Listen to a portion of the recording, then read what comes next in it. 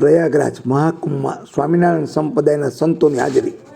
સ્વામિનારાયણ સંપ્રદાયના પ્રખ્યાત તીર્થધામ વડતાલ સ્વામિનારાયણ સંપ્રદાયના આચાર્ય શ્રી રાકેશ પ્રસાદજી મહારાજ, વડતાલ સ્વામિનારાયણ મંદિર ટેમ્પલ બોર્ડના ચેરમેન શ્રી દેવપ્રકાશ સ્વામી, મુખ્ય કોઠારી ડૉક્ટર સંત વલ્લભ સ્વામી, છારોડી એસજીવીપી સ્વામિનારાયણ ગુરુકુળના સાત્ય સ્વામી માધવપ્રદાસ સ્વામી,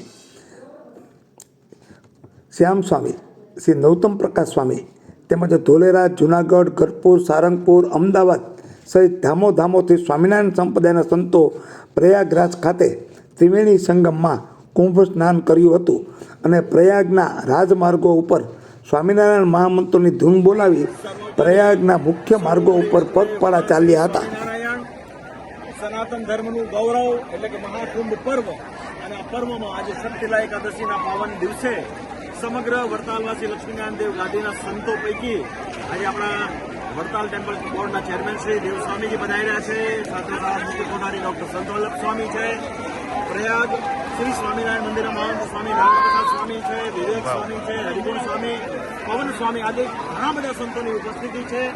અને આજે અમે મહાકુંભ પર્વમાં પવિત્ર સંગમના કિનારે ગંગા મૈયાની ગોદમાં બેસી એમના ચરણોમાં પ્રાર્થના કરીએ છીએ કે હે ગંગા મૈયા, હે ભગવાન શ્રી હરિ, સમગ્ર સત્સંગ સમાજ તમામ સંતો અને ભક્તોનું ખૂબ મંગળ કરો, ખૂબ એમનું કલ્યાણ કરો એવી હૃદયથી આજે એકાદશીના પ્રાતઃકાળે ભગવાનના ચરણોમાં અમારી પ્રાર્થના છે. ભગવાનની બહુ મોટી કૃપા આપણા સર્વની ઉપર કાયમ રહી છે અને કાયમ રહેશે એવો અમને આજે વિશ્વાસ છે. આજે ગંગા, યમુના, સરસ્વતીના સંગમ કિનારે આપણી સંસ્થાએ ઘણા બધા સંતોને અહીંયા લાવીને બહુ મોટું કાર્ય કર્યું છે. આજે અમને પણ આચાર્યપણાને વિશે સ્થાપન થયાના 22 વર્ષ પછી મહાકુંભ પર્વમાં પ્રયાગને વિશે પવિત્ર સંગમ ઘાટમાં સ્નાન કરવાનો જે અમને અવસર મળ્યો છે એ પણ અમારું મોટું સૌભાગ્ય છે. માટે અમે એના માટે ભગવાનને ખૂબ ખૂબ એમના ચરણોમાં પ્રાર્થના કરીએ છીએ અને ફરી એક વખત આ સંગમ ઘાટથી તમામ સત્સંગો ભગવાન ખૂબ પૂરું કરે એવી પ્રાર્થના સાથે આપ સર્વ સંતો ભક્તોને અમારા ભાવથી જય સ્વામિનારાયણ. જય શ્રી સ્વામિનારાયણ.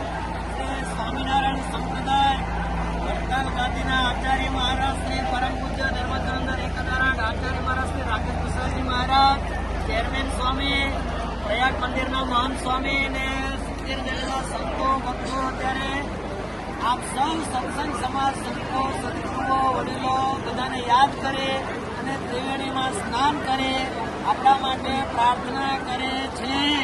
144 વર્ષ બાદ આવેલો આ કુંભ, આપણા બધા જ સત્સંગીઓને યાદ કરી મહારાષ્ટ્રના સંતોએ આજે સ્નાન કર્યું છે. જય સ્વામિનારાયણ.